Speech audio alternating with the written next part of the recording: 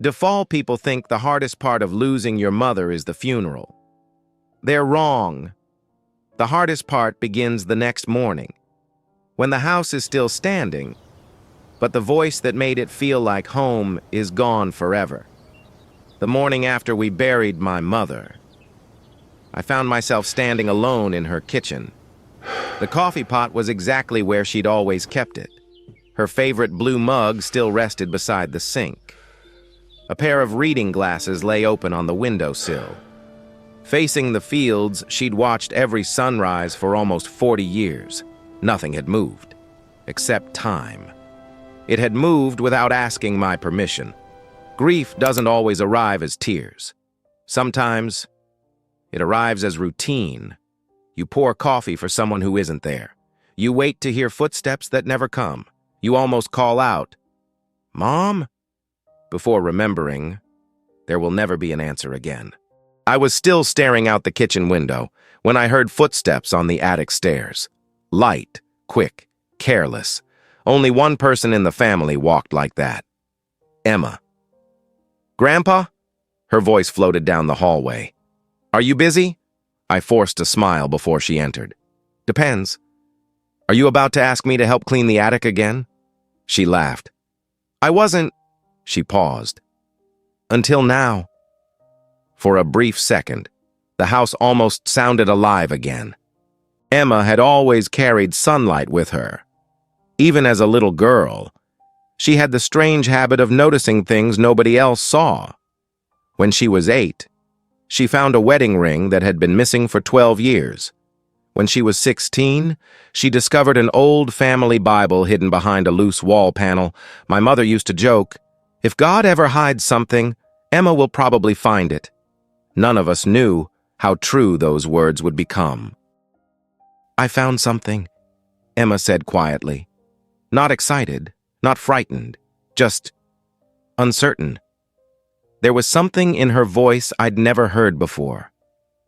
She stepped closer, holding a faded red envelope with both hands, as though it deserved respect. The room suddenly felt colder. I could not explain why it was only paper. Old paper. Its edges were worn. Its color had faded with age, but I recognized it immediately. Not because I'd seen it before, because I'd seen my mother seal letters exactly like it. My entire life. "Where did you find it?" I asked. Emma looked toward the ceiling. It was trapped behind one of the old attic beams. "I almost missed it," she hesitated. "Grandpa, I don't think it was lost." Finally, she asked, "Do you want me to leave?" I looked around the kitchen, the empty chair where Mother always sat, the curtains she sewed by hand, the old clock she wound every Sunday. Nothing inside that room belonged to death. Everything belonged to her. I shook my head. No. If she wanted this opened after she was gone, I don't think she wanted me to face it alone. Emma pulled out the chair beside me. Without another word, she sat down. The envelope felt heavier than paper should. Its wax seal had cracked with age. My thumb rested against it for several seconds. Then, I broke it. The sound was almost nothing, a soft crack. Yet inside me, it felt like 36 years had just split open.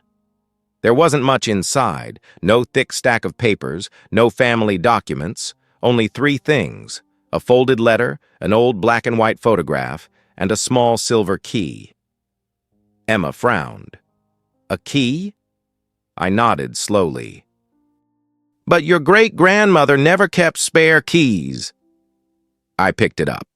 It was cold, older than the envelope itself. On its handle, someone had engraved a tiny oak leaf, not professionally, by hand, almost lovingly. My heart skipped. An oak leaf. Mother had carved the same symbol into the wooden box where she kept Father's wedding band. She once told me, "Some things should be opened only when the heart is ready." Back then, I thought she was talking about grief. Now, I wasn't so sure. I unfolded the letter. The paper had yellowed with time, yet her handwriting remained steady. Every letter, every space, every curve, it was unmistakably hers. The first line stole the air from my lungs. Walter, if you are reading this, then I have run out of time. I closed my eyes, not because I was crying, because I could hear her voice. Perfectly. Slow, gentle. Exactly the way she used to read bedtime stories when I was a little boy. I kept reading. I wanted to tell you the truth 1,000 times, but every time I tried, I saw that frightened little boy looking back at me. Emma looked at me. "A frightened little boy?" I whispered. "I don't understand." Mother had never spoken to me like that. Not as an adult. Not even after Father died. Why now? Why was she writing to the 7-year-old inside me, instead of the 73-year-old sitting in this kitchen? I continued. You have spent your entire life believing one story. It is the story I gave you. It is also the greatest lie I have ever told. The room fell silent. Emma didn't breathe, neither did I. There it was, not hidden between the lines, not implied, written plainly. My mother, the most honest woman I had ever known, was confessing that she had lied to me for 36 years. I reached for the photograph. The edges were worn smooth. Someone had held it many times.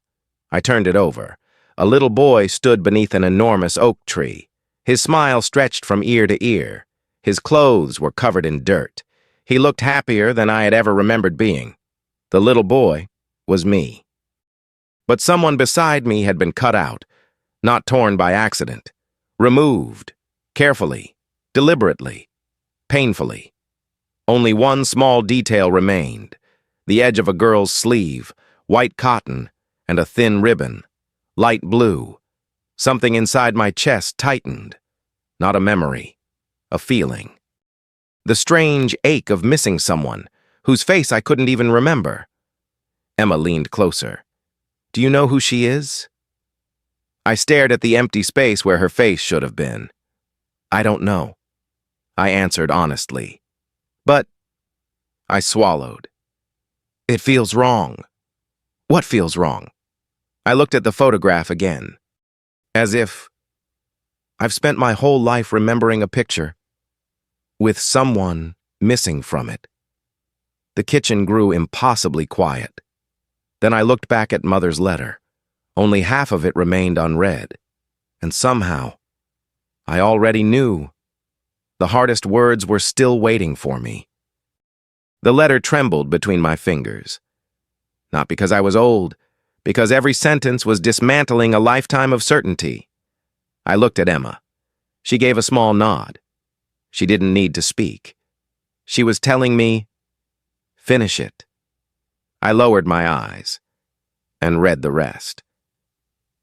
Walter, before you hate me, before you judge me, please remember one thing.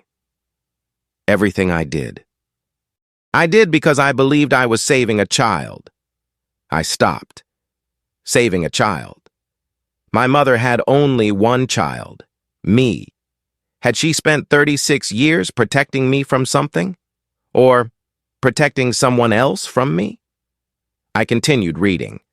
There are truths that destroy families, and there are lies that keep them alive. For years, I convinced myself I had chosen the kinder path. Now, I'm no longer certain. Those words hurt more than any confession could. This wasn't a woman defending herself. This was a woman asking forgiveness, without believing she deserved it. Emma reached across the table and gently rested her hand over mine.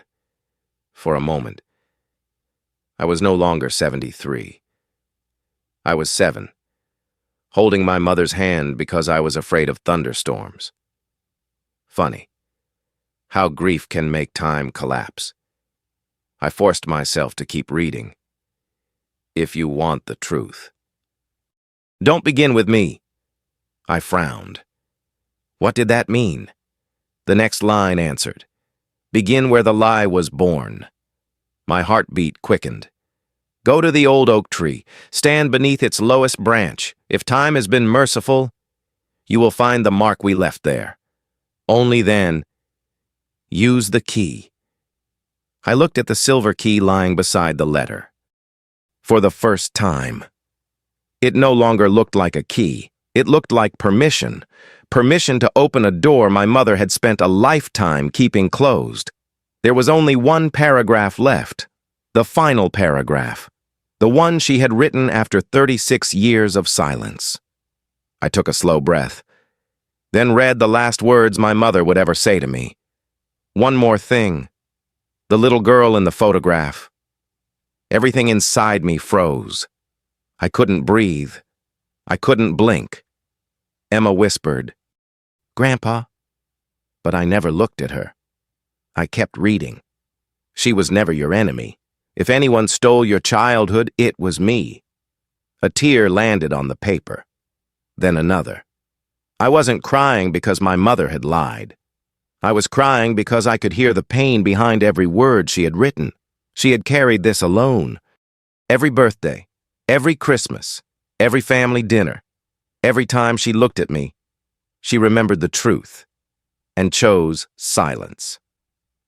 I folded the letter carefully, not because I was finished, because I couldn't bear to read another word. The kitchen felt impossibly small. The walls, the clock, the old wooden table. Everything suddenly felt like part of a life I no longer understood. Emma broke the silence. "What are you thinking?" I stared at the photograph, the missing girl, the empty space, the blue ribbon. Then I answered honestly. For 73 years, I thought I knew who I was. I looked toward the attic ceiling. But if my mother lied about the most important day of my childhood, I swallowed hard. Then maybe I don't know my own life at all. Emma slowly picked up the silver key. She turned it in the morning light. Near the handle, the tiny oak leaf reflected like gold. Then she noticed something neither of us had seen before. "Grandpa," I looked up. There are words engraved on the other side. I took the key, held it closer to the window. The engraving was almost invisible. Years of use had nearly erased it. But not completely. Only 4 words remained. For the summer house. The room fell silent again. I looked at Emma. Emma looked at me. "The summer house," she whispered. "I've never heard anyone in our family mention a summer house." Neither had I. Yet the moment those words left her mouth, something deep inside me stirred. Not a complete memory, just a single image. A white wooden porch, wind chimes moving in the breeze, a little girl laughing, then suddenly looking afraid. The vision disappeared as quickly as it came. I slipped the letter back into the red envelope. Carefully, almost reverently, then I stood. For the first time since my mother's funeral, I knew exactly what I had to do. I looked at Emma. "We leave at sunrise?" She nodded. "The oak tree?" I shook my head. "No." I picked up the silver key. "We're going to find the summer house." I didn't sleep that night. Not because I was grieving. Grief was familiar. I'd lived with it before. First my father, now my mother. No.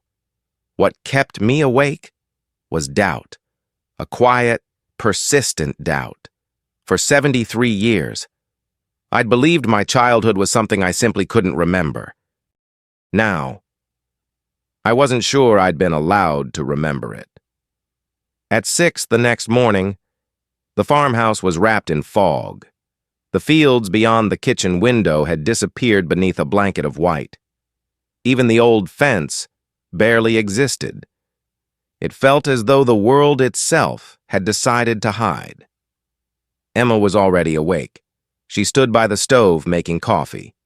"You didn't sleep either." It wasn't a question.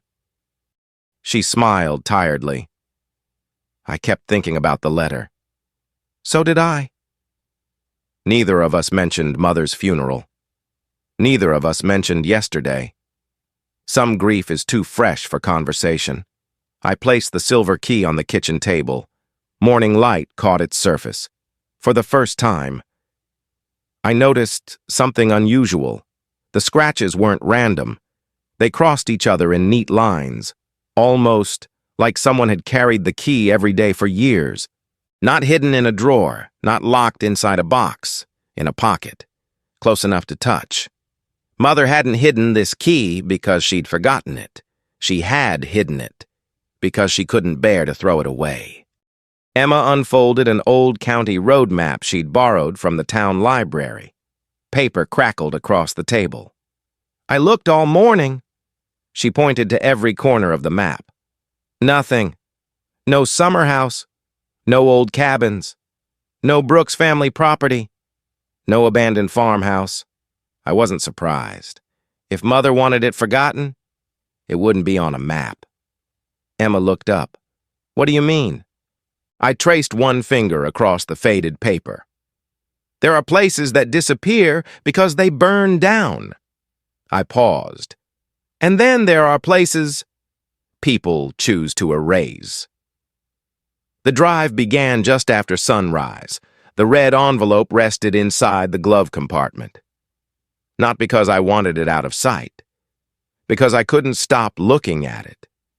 Every red traffic light, every stop sign, every glimpse of crimson pulled my eyes toward that envelope, as though it were reminding me, you can't turn back now.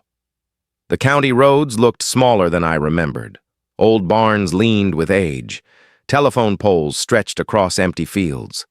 Mailboxes stood beside gravel roads, bearing names I'd known as a boy. Most of those people were gone now. Some had moved away. Some had passed on. Some had simply become stories. Nearly an hour passed. Then something unexpected happened. I slowed the truck. Emma noticed immediately. What is it? I looked ahead. I've been here before. She glanced through the windshield. It looks like every other country road. I know. But I couldn't explain it. The curve in the road, the broken fence, the old stone well beside the field. I knew them, not with certainty, with instinct, without thinking. I turned left. Emma frowned. There isn't even a road there.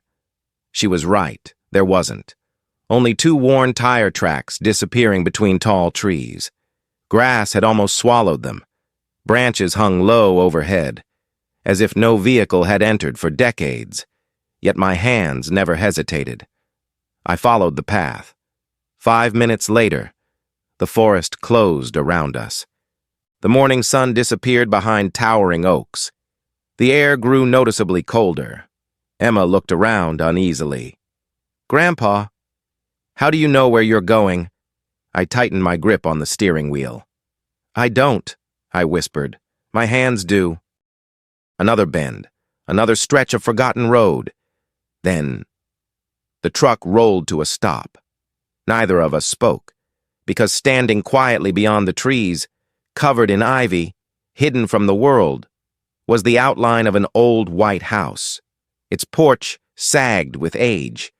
Several windows were broken. The roof had partially collapsed.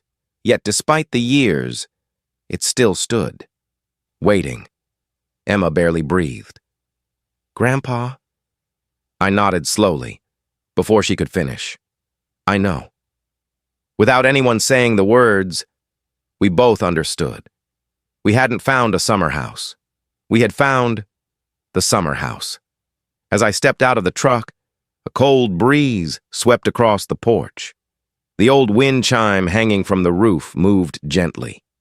One soft note echoed through the trees, and with it, a single sentence slipped into my mind, not my voice.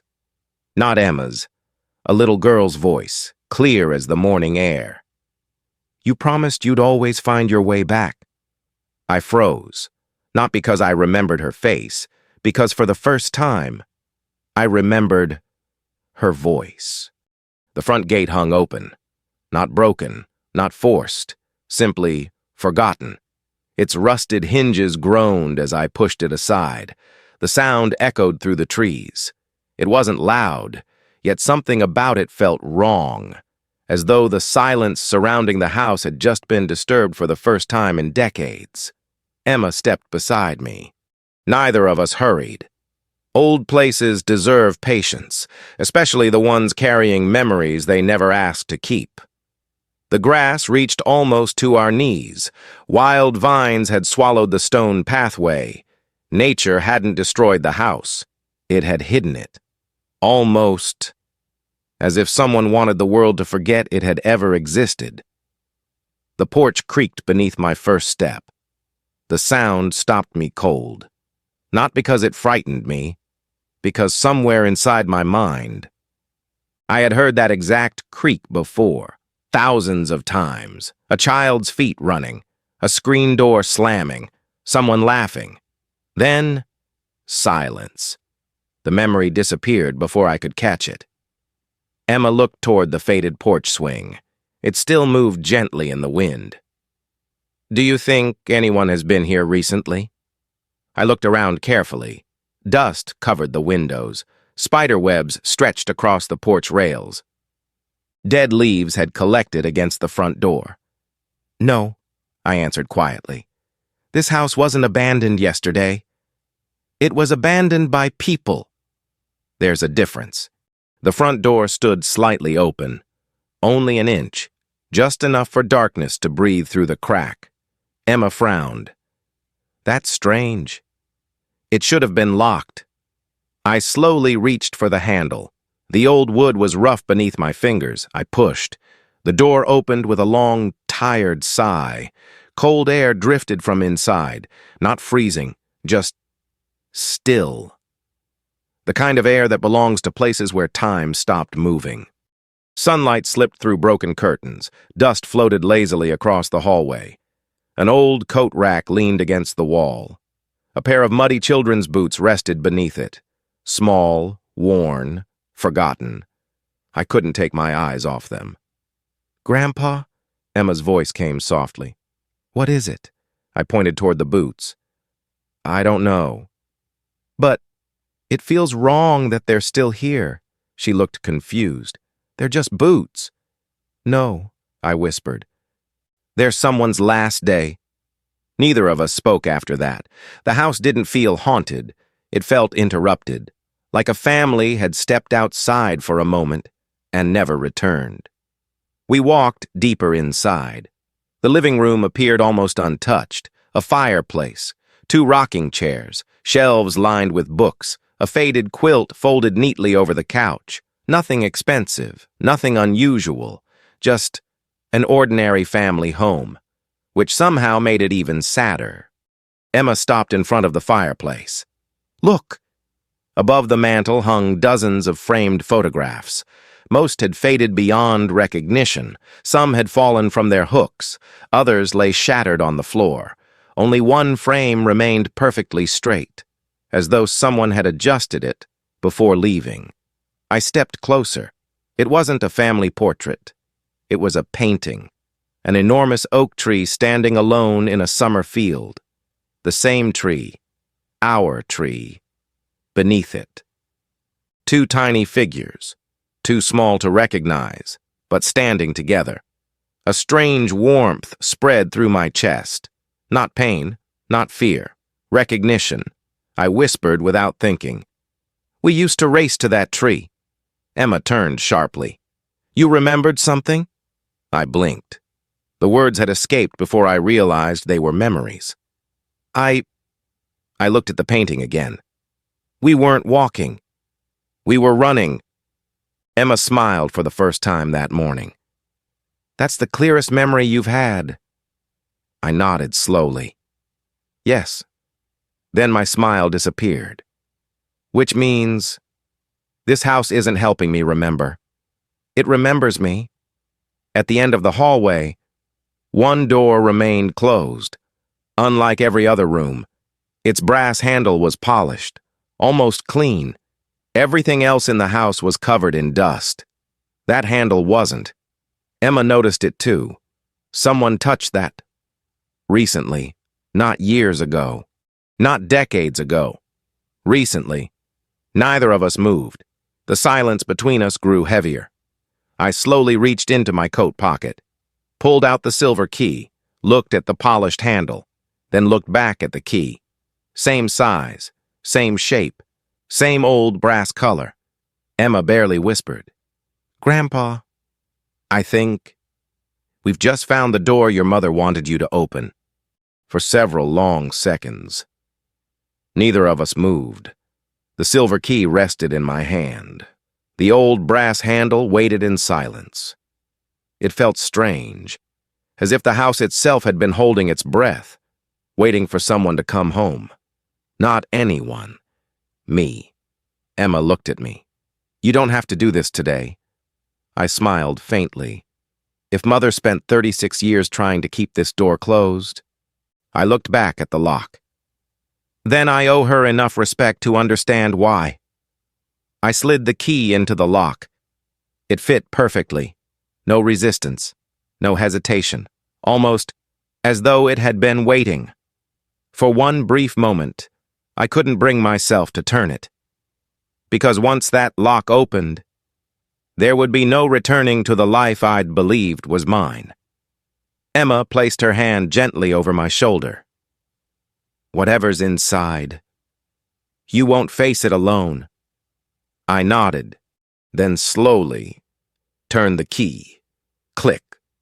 The sound echoed through the empty hallway, not loudly but deeply, like the closing sentence of one life and the opening sentence of another. The door eased open. A faint scent drifted out, old cedar, dust, and something else. Lavender, soft, almost impossible to notice, yet instantly familiar. I closed my eyes. For one heartbeat, I wasn't an old man anymore. I was a little boy, running down this hallway, trying to catch someone who kept laughing just beyond my reach. The memory disappeared. But this time, it left something behind, not an image, a name, almost spoken, almost remembered. The room was small, no larger than a child's bedroom. Sunlight spilled through cracked curtains. Dust floated lazily through the air. Nothing looked valuable. Nothing looked hidden. Just ordinary furniture frozen in time. A narrow bed, a rocking chair, a small wooden bookshelf, a white quilt carefully folded at the foot of the bed. Emma whispered, "It looks like someone expected to come back." I looked around slowly. No. They expected someone else to. My eyes stopped on the wall. Tiny pencil marks stretched upward beside the doorframe. Different heights, different dates. Someone had measured a child's growth there. One mark caught my attention. June 18th, 1968. Below it, a single sentence written in faded pencil. Almost tall enough. I stared at those words, for no reason I could explain. My chest tightened. Emma opened the small wardrobe. Inside hung only 3 things: a little girl's yellow raincoat, a pair of tiny leather shoes, and a blue ribbon, perfectly preserved, as though someone had placed it there yesterday. Neither of us spoke. Emma lifted the ribbon carefully. "This has to be hers." I reached for it. The instant the fabric touched my fingers, the world disappeared. Sunlight, warm grass, the oak tree, a little girl spinning in circles, her blue ribbon dancing in the wind. She laughed so hard she nearly fell. I laughed with her. Then she stopped, looked at me with complete seriousness, held out her little finger. "Promise me something." "I promise," I answered before she even asked. She smiled, the kind of smile only children can give. "If one day everyone tells you I was never here, don't believe them." The memory shattered. I stumbled backward. The ribbon slipped from my hand. Emma caught it before it touched the floor. Her face had gone pale. "What happened?" I looked at her. For the first time, my voice carried certainty. "I knew her." "Not I think. Not. Maybe. I knew her. Then another realization struck me, harder than the first. If Elizabeth had asked me to remember her, then someone had expected me to forget. Neither of us noticed the photograph lying beneath the bed. Not until the wind drifting through the broken window slid it across the wooden floor. It stopped against my shoe. I bent down and picked it up. Unlike the torn photograph Mother had left me, this one was untouched, complete. 3 people stood beneath the oak tree, a little boy, a little girl with a blue ribbon, and my mother, smiling, looking directly at both of us.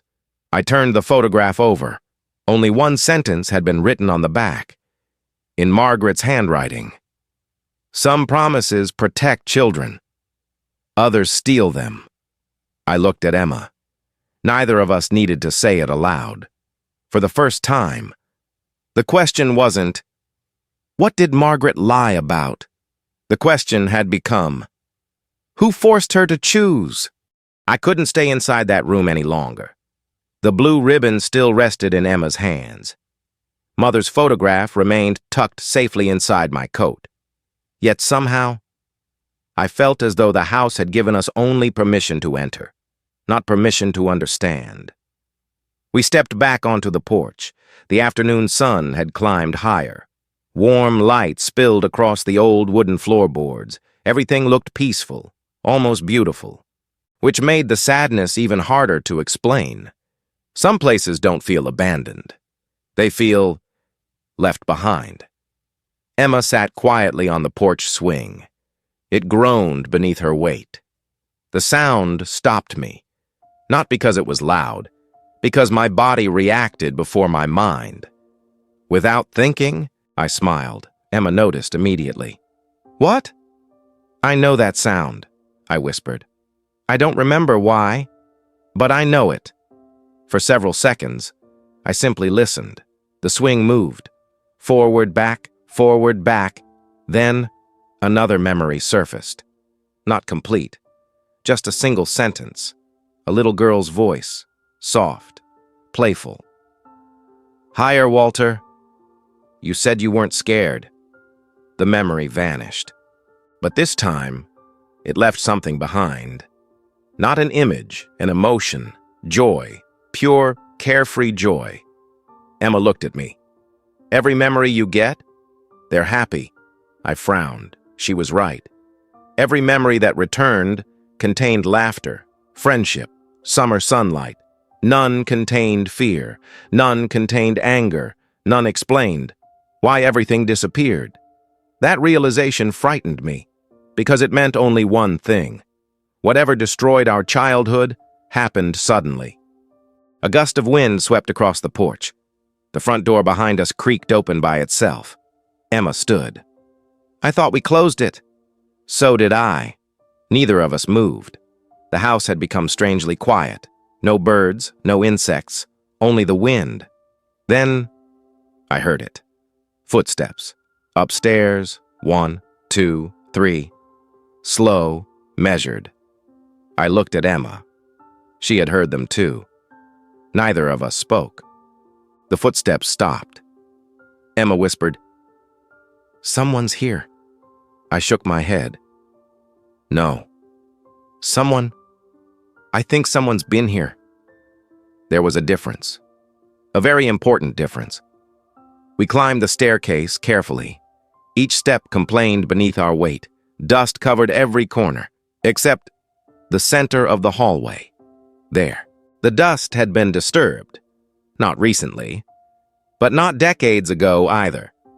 Someone had walked here, long after the house was abandoned.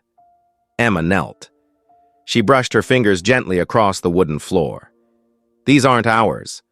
No, I answered. They're older. She looked up. How old? I studied the faint impressions. I don't know. But they're not children's footprints. At the end of the hallway, one bedroom door stood wide open. Unlike the others, its curtains danced in the wind. Inside, there was almost nothing. An iron bed, a cracked mirror, an empty bookshelf. Yet something immediately caught my eye. The wallpaper.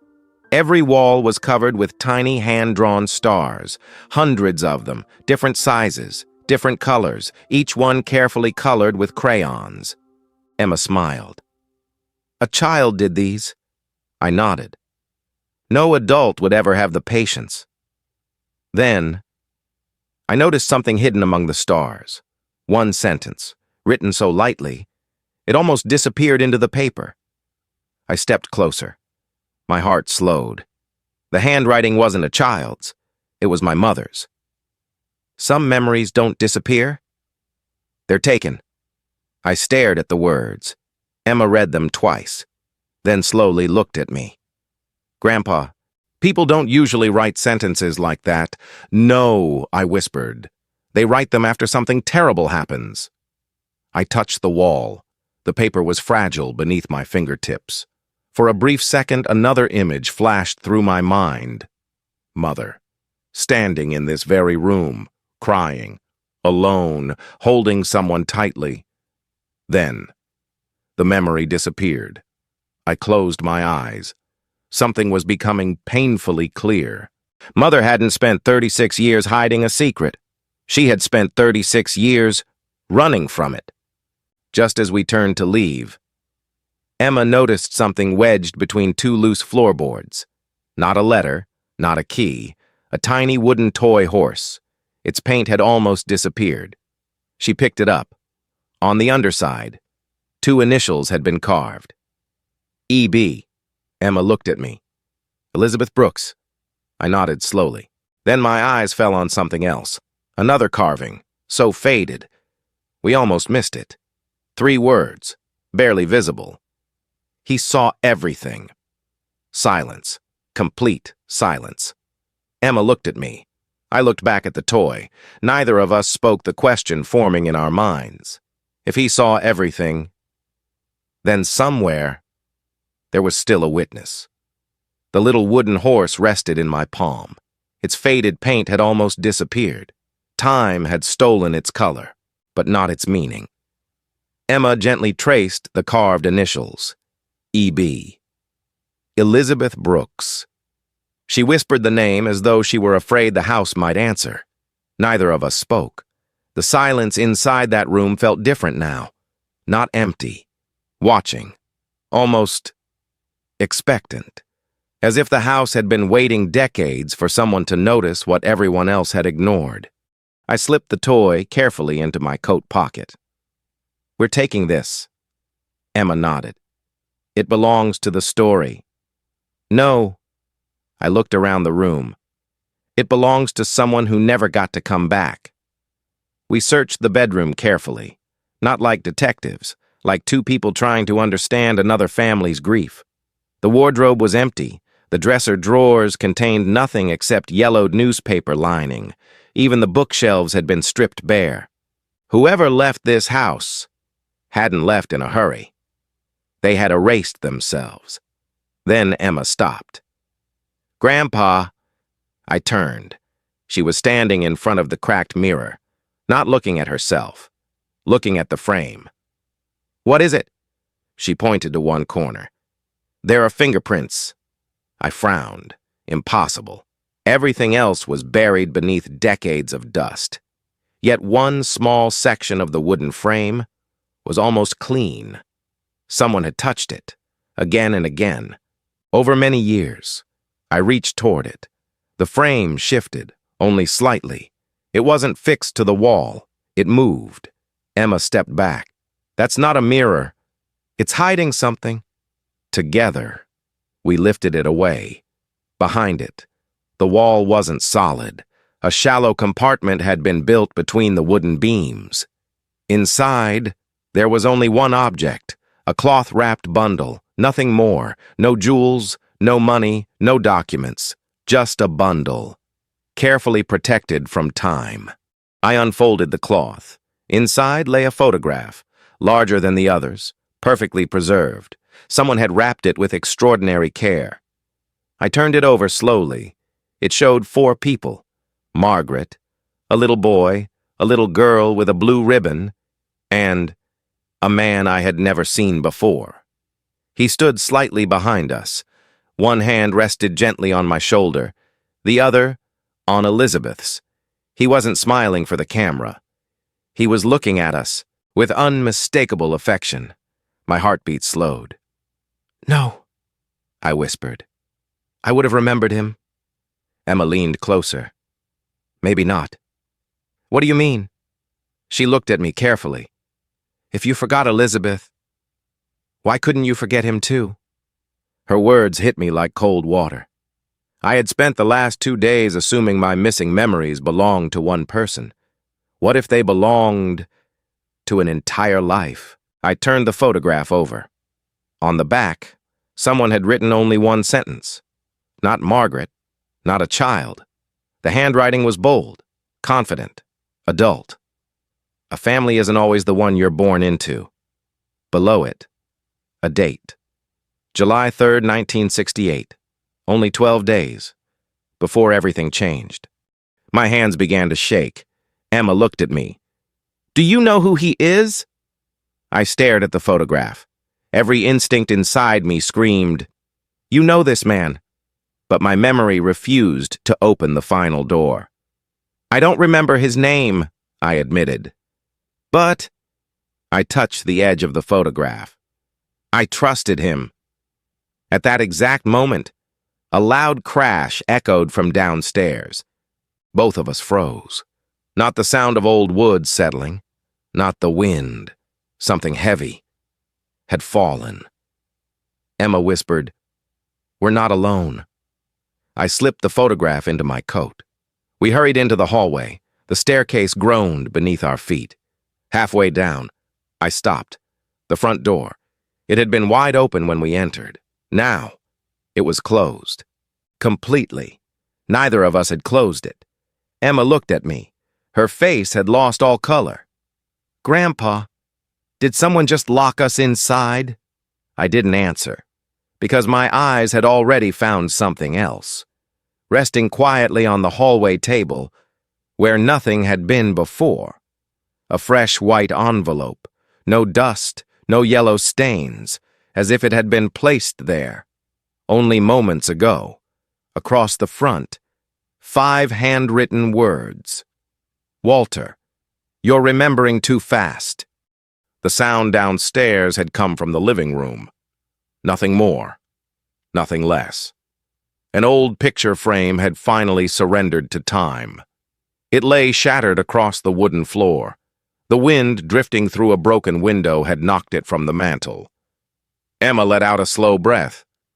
"I know," I answered quietly. So did I.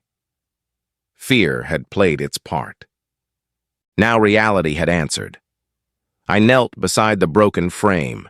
The glass had cracked into dozens of tiny pieces. Carefully, I lifted the photograph, not because it looked important, because my mother had taught me something when I was a boy. Every photograph is someone's memory. Treat it gently. Most of the image had faded. The faces were impossible to recognize. Only the background remained clear. A white wooden fence, the oak tree, and the summer house. Emma frowned. "Every photograph in this house points back to the same place." I nodded. Because this wasn't just a house. It was someone's world. For the first time since entering the house, I stopped looking for clues. Instead, I simply looked. The kitchen, the staircase, the old curtains, the porch beyond the window.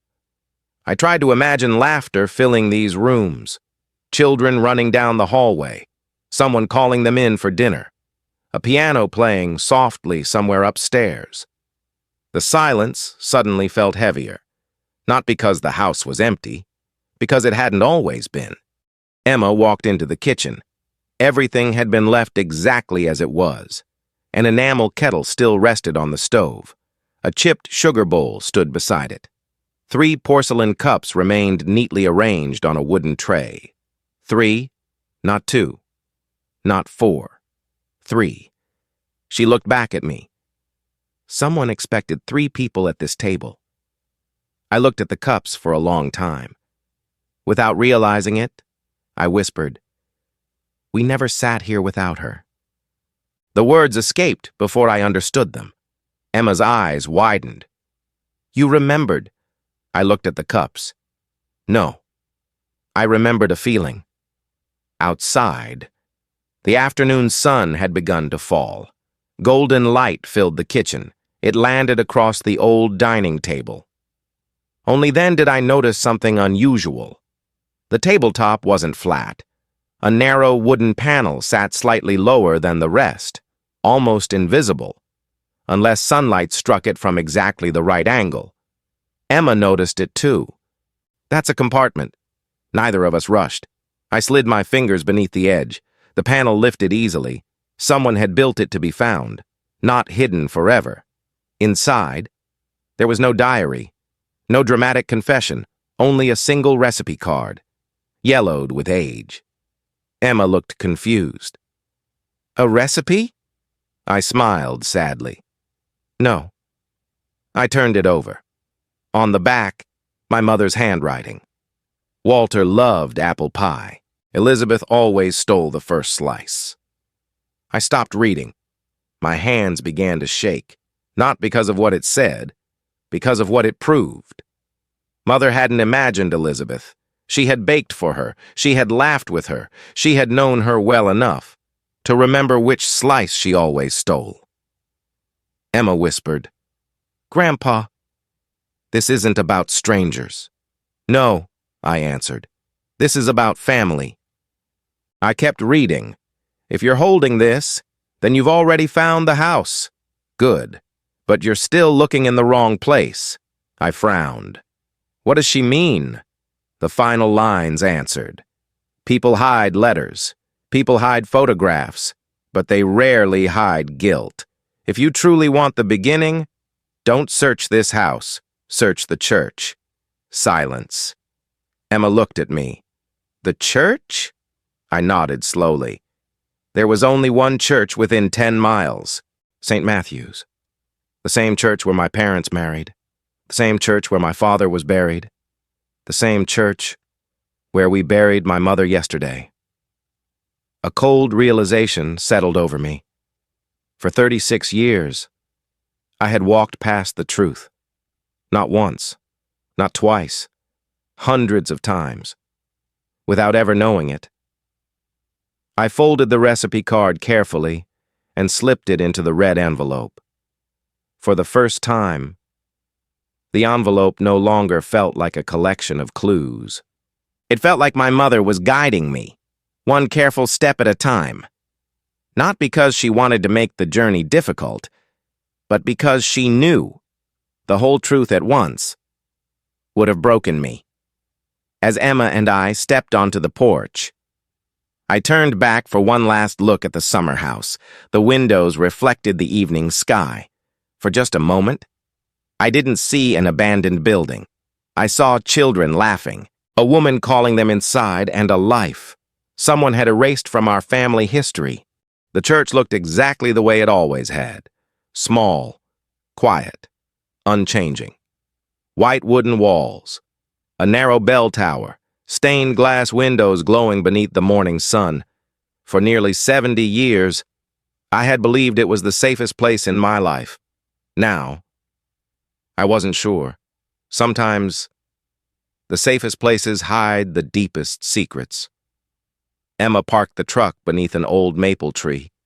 Neither of us spoke. The engine stopped. Silence settled around us. I stared at the church doors. Yesterday, I had walked through them to bury my mother. Today, I was walking back to uncover the truth she had taken to her grave. The heavy wooden doors opened with the same familiar creak. The scent of polished oak and candle wax welcomed us. Nothing had changed.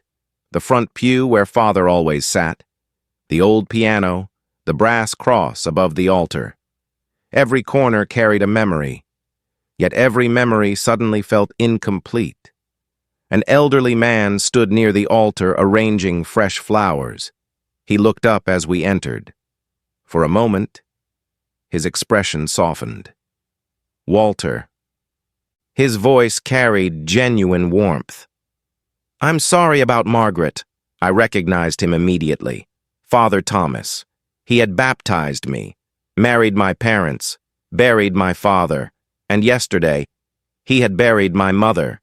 He had witnessed every important chapter of my life, perhaps too many of them. He walked toward us slowly, then stopped. His eyes drifted to the red envelope in my hand, only for a second, but I noticed. So did Emma. Father, I began carefully, I need to ask you something. He smiled gently. If I know the answer, I'll tell you. I held up the envelope. My mother left this for me.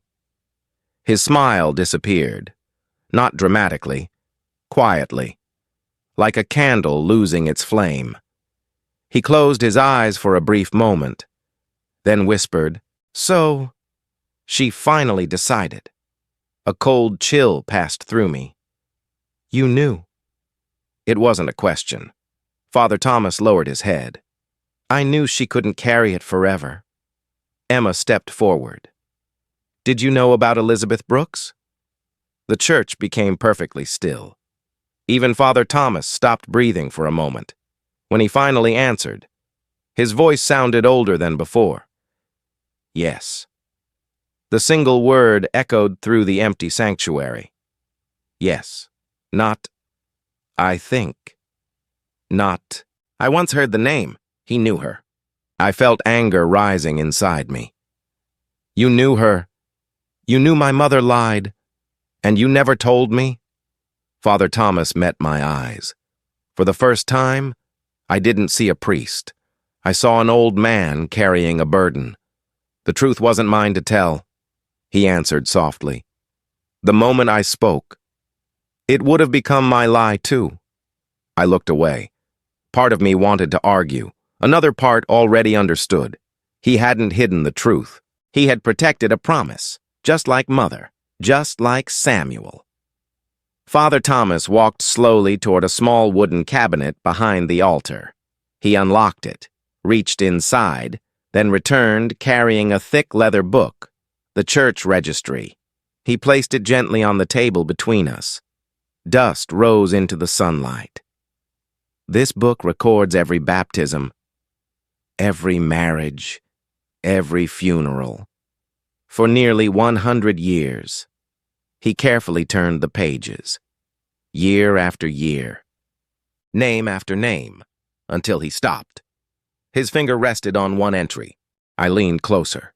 So did Emma. My heart pounded, not because I knew what I was about to see, because I had no idea. Father Thomas looked at me one last time. His eyes were full of quiet sorrow. Then he said, Walter, everything you believe happened in the summer of 1968. He slowly turned the book toward me. Began months before you were even old enough to understand it. I lowered my eyes. The first name on the page wasn't mine. It wasn't Elizabeth's. It wasn't even Margaret's. It was the name of a man I had never heard before. The church registry lay open before me. Its pages had yellowed with age. The ink had faded. But one name remained perfectly clear. William Brooks. I read it once. Then again. Nothing. No memory. No familiar feeling. Just a stranger. Emma looked at me. Do you know him? I slowly shook my head. No. Father Thomas remained silent. He wasn't surprised. Almost as though he'd expected that answer for years. I looked back at the page. Beneath the name, another line had been written. Guardian Ceremony, June 2nd, 1968. I frowned. Guardian Ceremony?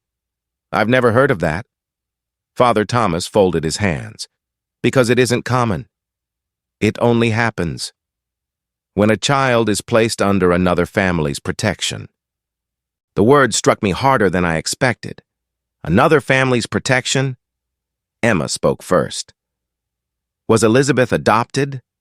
Father Thomas looked at her. No. Then he looked at me. It wasn't Elizabeth. The room seemed smaller, the silence heavier.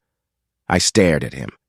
If it wasn't Elizabeth, then who? Father Thomas didn't answer immediately. Instead, he walked toward one of the stained glass windows. Sunlight poured across the floor. Colors danced between us: red, blue, gold. He stood there for several moments, then quietly said, "Some truths must be understood before they're spoken." I felt frustration rising again. "Father, my mother is gone. Samuel knows something. You know something. Everyone seems to know, except me." For the first time, Father Thomas didn't look away. "You've mistaken silence for betrayal," he said gently. "But sometimes, silence is the last promise people have left." Emma stepped closer. "Then help us understand." He nodded slowly. "I will. But first," he turned another page in the registry. This page contained no names. Only a newspaper clipping. Carefully pressed between the pages, its edges had become brittle. The headline read, "Local couple killed in highway collision." My heartbeat slowed. The date, June 1st, 1968. One day before the guardian ceremony. Father Thomas pointed to the article. "William Brooks. He and his wife. They died together." Emma covered her mouth. "The day before." He nodded. "The day before everything changed." I looked at the article again. A small family photograph accompanied it. William, his wife, and, between them, a little girl with a blue ribbon. I couldn't breathe. Elizabeth. The world around me blurred. Not because I'd remembered, because for the first time, I understood something. Elizabeth hadn't disappeared. Elizabeth had lost everything. Father Thomas's voice softened. She was only 7. No grandparents. No brothers. No sisters. No close relatives willing to take her. The church became silent again. Only the ticking of the old clock remained.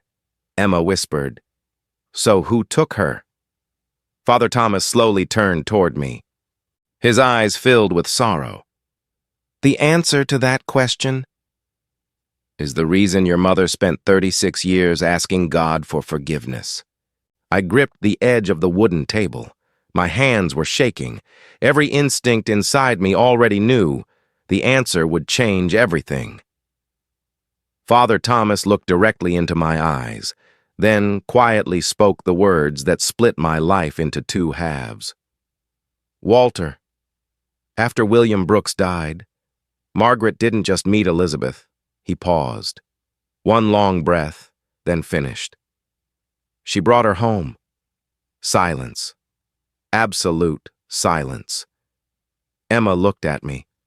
I looked at Father Thomas. A single question echoed inside my mind.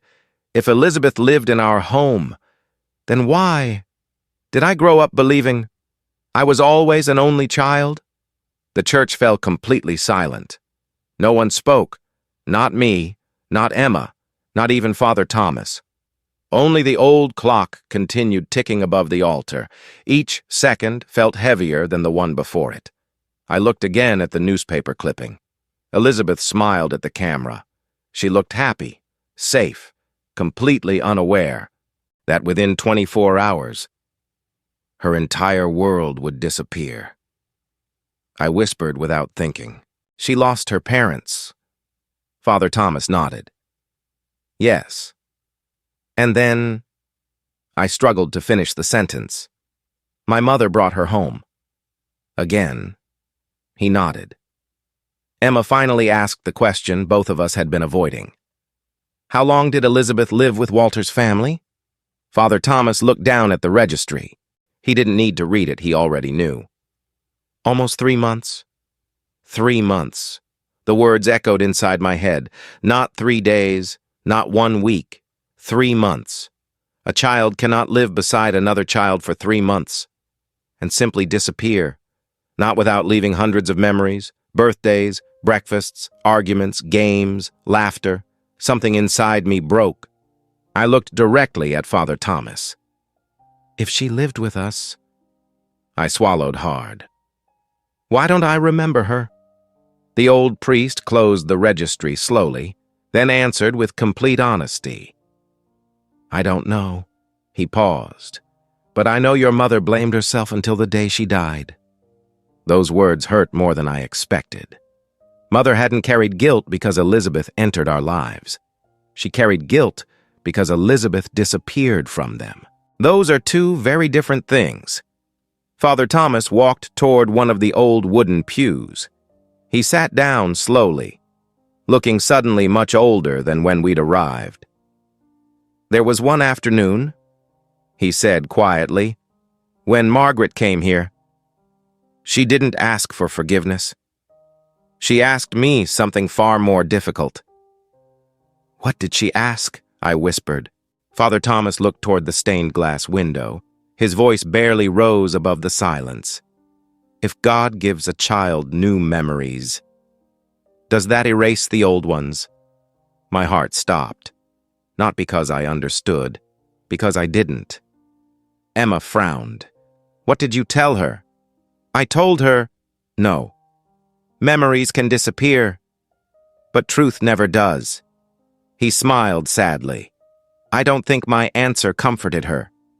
For a long moment, none of us moved. Then Father Thomas stood again. There is something else. He walked toward a narrow wooden door behind the altar, unlocked it, returned carrying a small cardboard archive box. Unlike everything else in the church, this box wasn't old. Someone had replaced it years ago. Very carefully, he placed it before me. Margaret's name was written across the lid. Nothing else, no dates, no explanation, only Margaret Collins. I promised her, Father Thomas said quietly, that I would never give this to anyone. He looked into my eyes. Unless one thing happened. What? If you came looking... My hands hesitated over the lid. Emma didn't move. She knew this moment belonged to me. I lifted it slowly. Inside, there was no diary, no confession, no secret file, only one cassette tape, a small audio cassette. Its plastic had yellowed with age.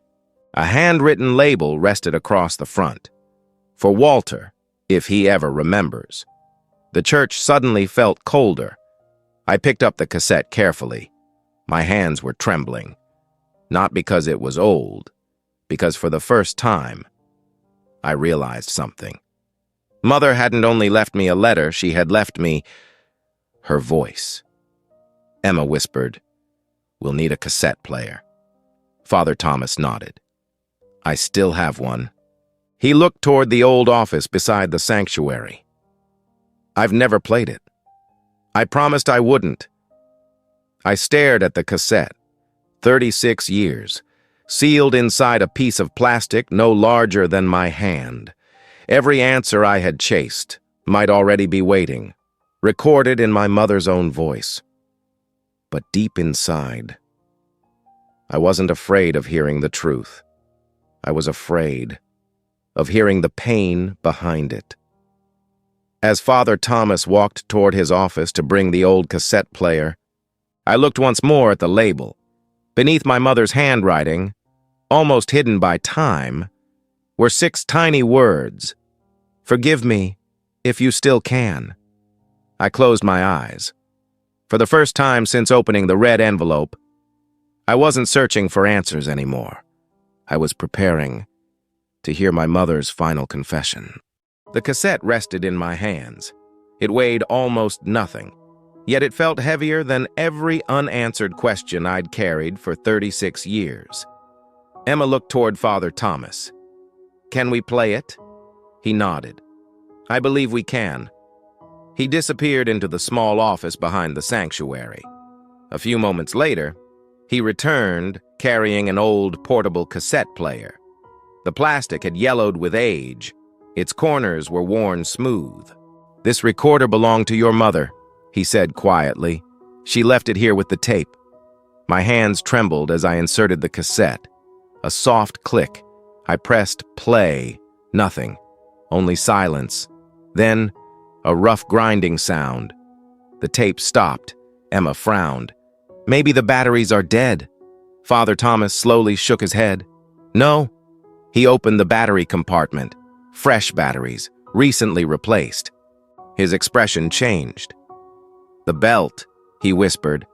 It's broken. For a long moment, none of us spoke.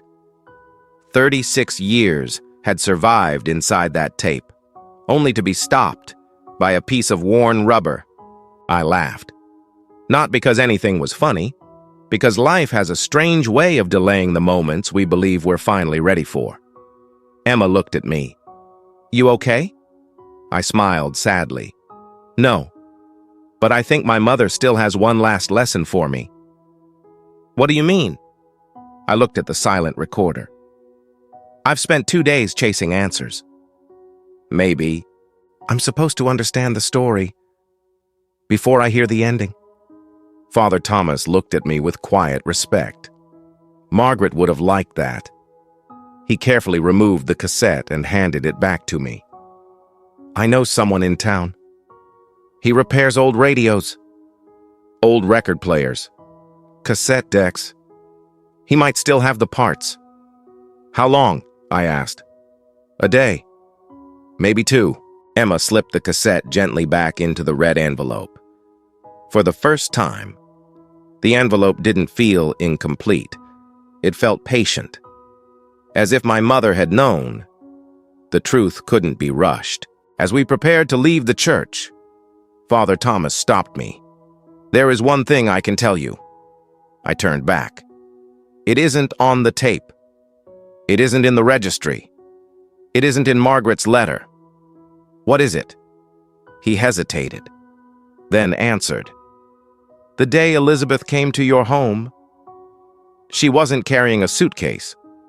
I frowned. What was she carrying? Father Thomas smiled sadly. A violin case. A violin? Emma whispered. He nodded. She refused to let anyone touch it? Not even Margaret. A strange ache settled inside my chest. Not because I remembered the violin, because somewhere deep inside me, I remembered its sound. Soft, gentle, always drifting through an open window on warm summer evenings. I looked at Emma. Before we repair the cassette, I think we need to find that violin. Emma frowned. You think it's important? I looked back toward the church. No, I answered quietly. I think it belonged to the happiest part of my childhood. Just before we stepped outside, Father Thomas spoke one final sentence, one sentence that changed the direction of our search. Walter. The violin was never found. We left the church just before noon. The cassette remained inside the red envelope. For the first time, I wasn't disappointed. Mother had waited 36 years. Another day wouldn't matter. But the violin? That felt different. For reasons I couldn't explain. It felt alive. Emma unfolded the old county map once again.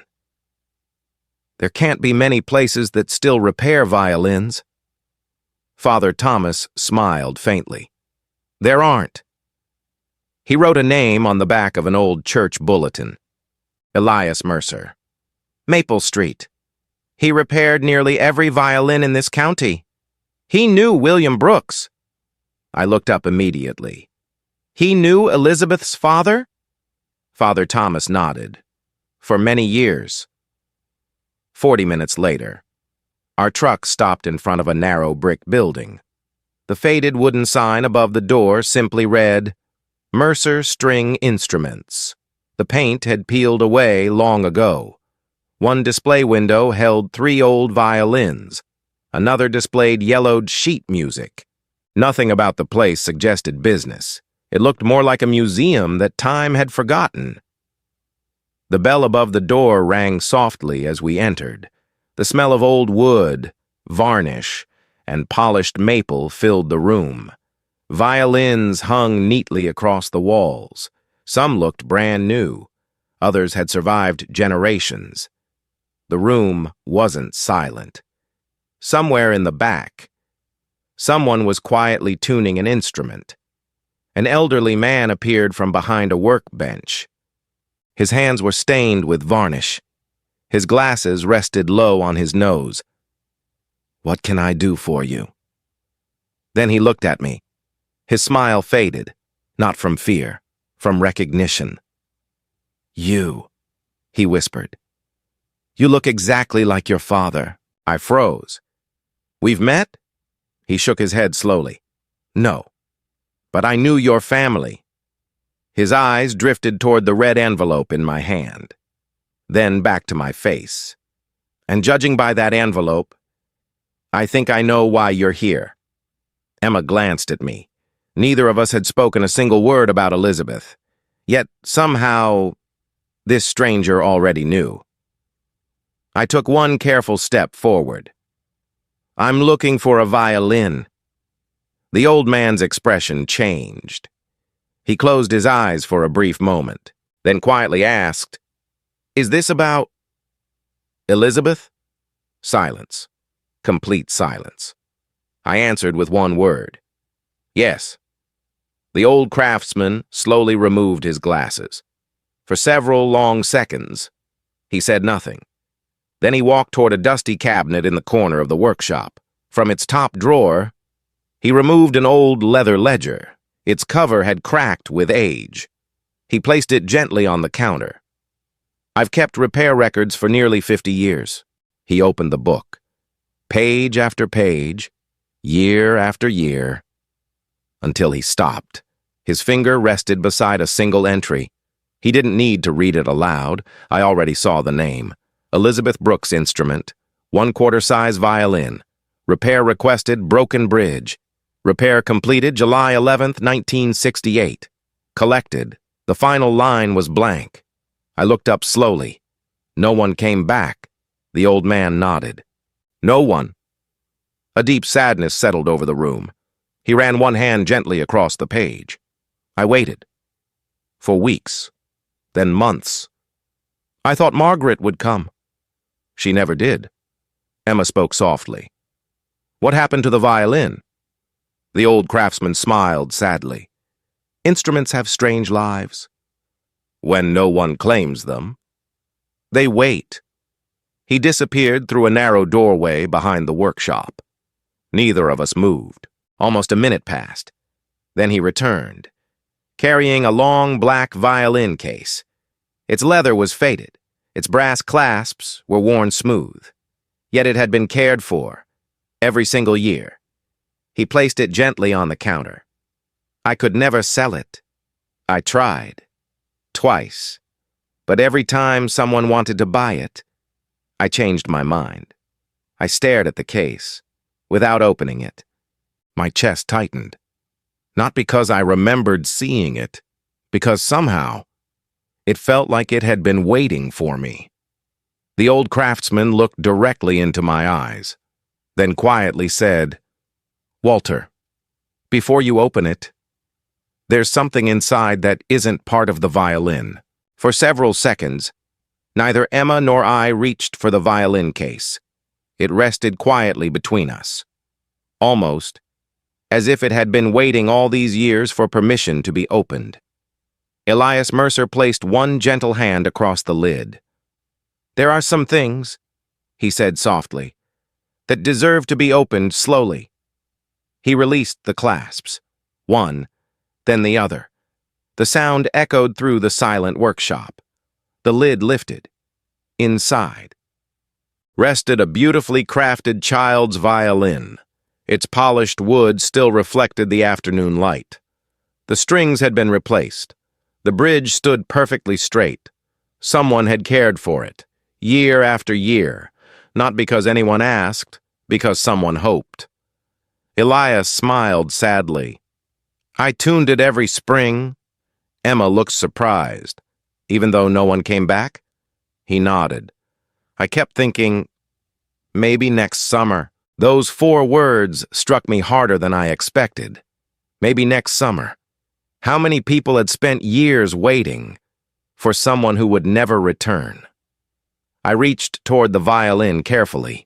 The wood felt warm beneath my fingertips. Not because of the room, because it had been held by loving hands, small hands, a child's hands. Then I noticed something unusual. Tucked beneath the velvet lining was a folded piece of sheet music. Not hidden, protected. Elias gently removed it. I found this the day I repaired the violin. I never opened it.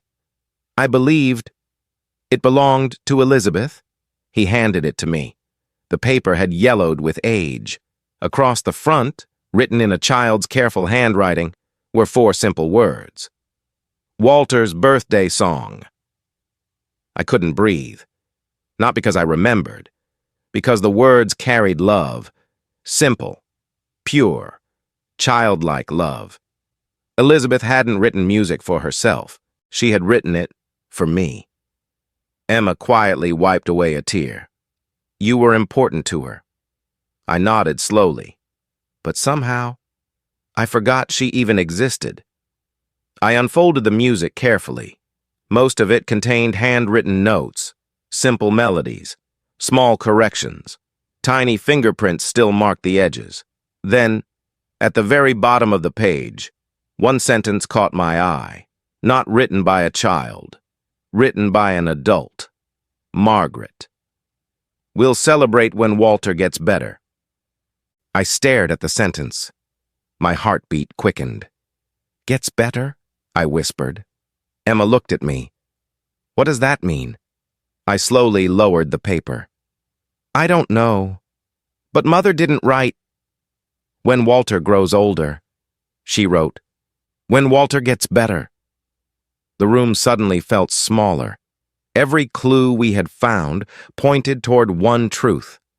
Something had happened to me, not only to Elizabeth. Elias Mercer watched my expression carefully, then quietly spoke. I wondered how long it would take before someone noticed that sentence. You knew? I asked. No, he answered honestly. I only knew. Margaret cried every time she came here after that summer. She came back? Emma asked. Many times. He nodded. Every year. Always alone. She never touched the violin. She simply asked one question. What question? Elias looked toward the window. His voice dropped almost to a whisper. Has Walter remembered her yet? Silence. No one moved. No one breathed. For 36 years, Mother hadn't come looking for the violin. She came looking for me, hoping that one day my memories would return. Elias carefully closed the violin case, then looked directly at me. There is one more place you need to visit. I frowned. The hospital. The old county hospital. Why? His answer came without hesitation. Because the summer Elizabeth disappeared, you were admitted there. Everything inside me stopped. Hospital? No one had ever told me that. Not my father, not my mother, no one. Emma looked at me, then back at Elias. What happened to him? The old craftsman slowly shook his head. I don't know. But I remember this. He took one slow breath, then finished. When Walter left that hospital, he was no longer asking for Elizabeth. He was asking, a long silence then, who she was.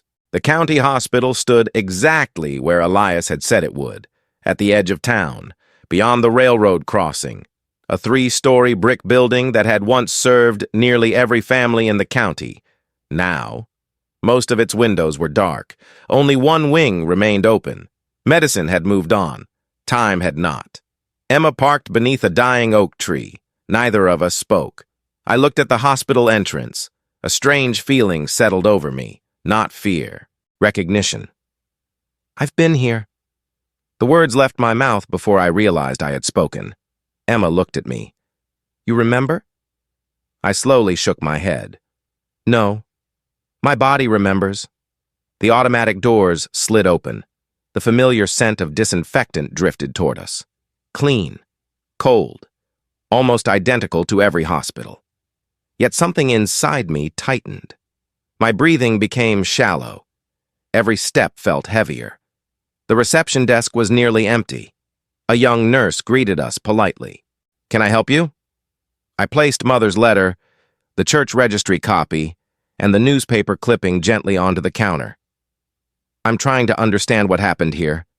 During the summer of 1968, she looked uncertain. "Our records are very old." "I know. I only need one. My own." She disappeared into the archive office. Emma quietly sat beside me. Neither of us spoke. The waiting room clock ticked softly. Children laughed somewhere down another hallway. Life continued, as though the past had never happened. 20 minutes later, an elderly man entered carrying several thick folders. His white coat looked decades old. His silver name badge read, "Dr. Robert Hayes, retired consultant, volunteer archivist." He looked at me for a long moment, longer than a stranger should, then quietly asked, "Walter Collins?" I nodded. His shoulders sank. "I never thought I'd see you walk back through these doors." Emma immediately noticed. "You remember him?" Dr. Hayes gave a slow nod. "I remember every child who leaves carrying pain they didn't deserve." He led us into a quiet records room.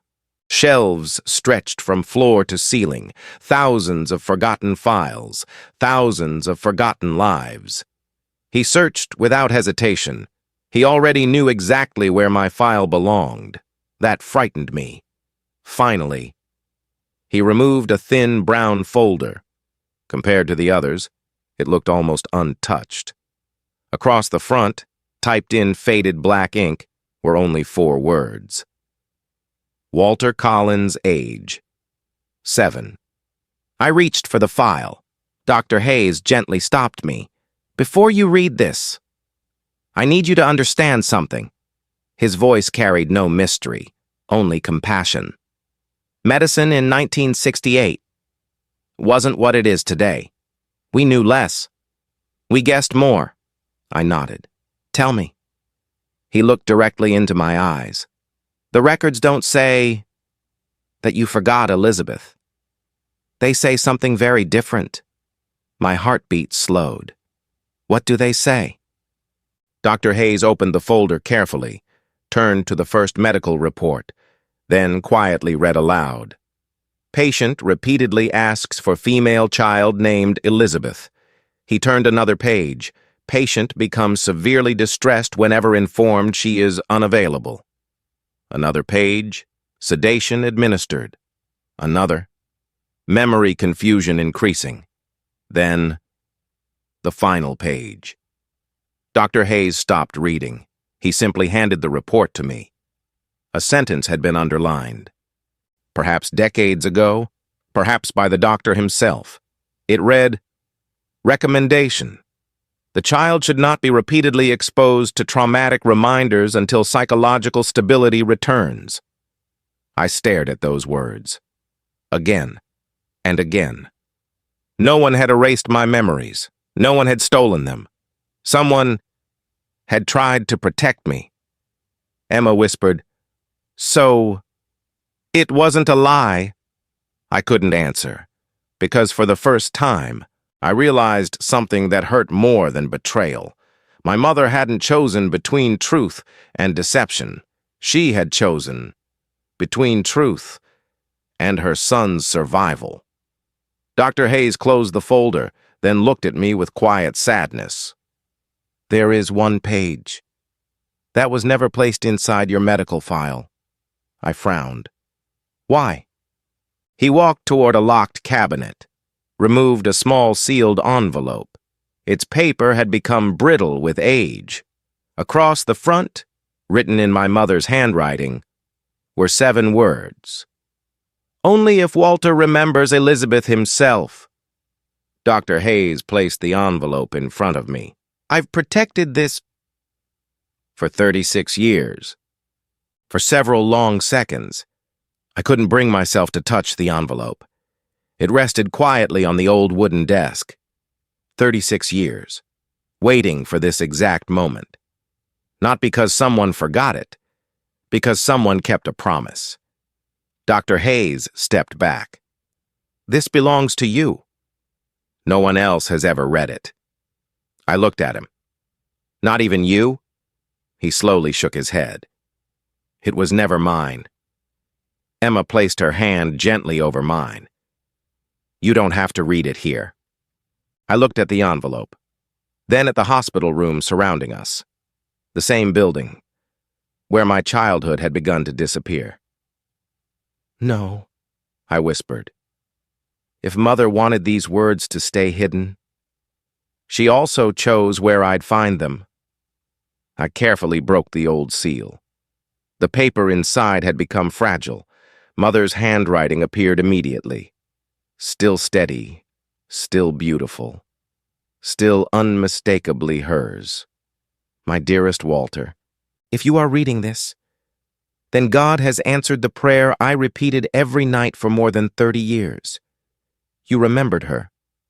I stopped. My vision blurred. Emma quietly waited beside me. I continued reading. There are things a mother should never have to choose. That summer, I had to choose every single day, not between right and wrong, but between two heartbreaks. I swallowed hard. Mother wasn't defending herself. She was confessing. Every morning you asked for Elizabeth. Every afternoon you cried because she wasn't there. Every night you woke screaming her name. The doctors believed repeating the truth would deepen your trauma. They begged me to let your mind heal before forcing your memories back. I looked toward Dr. Hayes.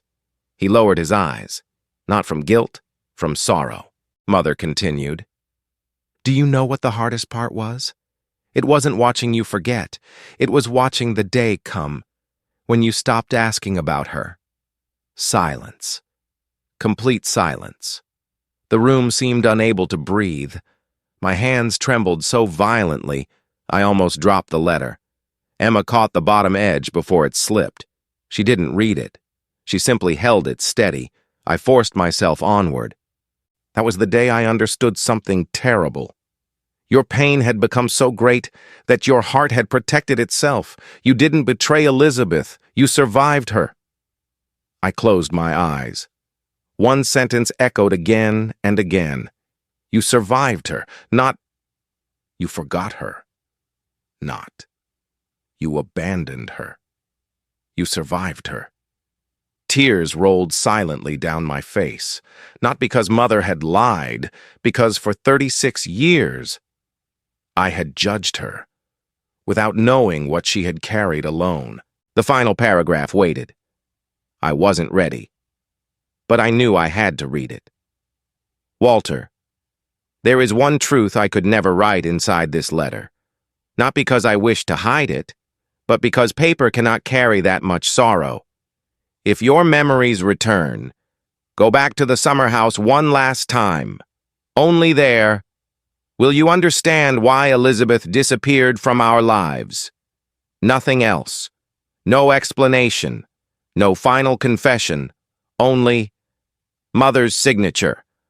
Love always, Mom. I folded the letter carefully.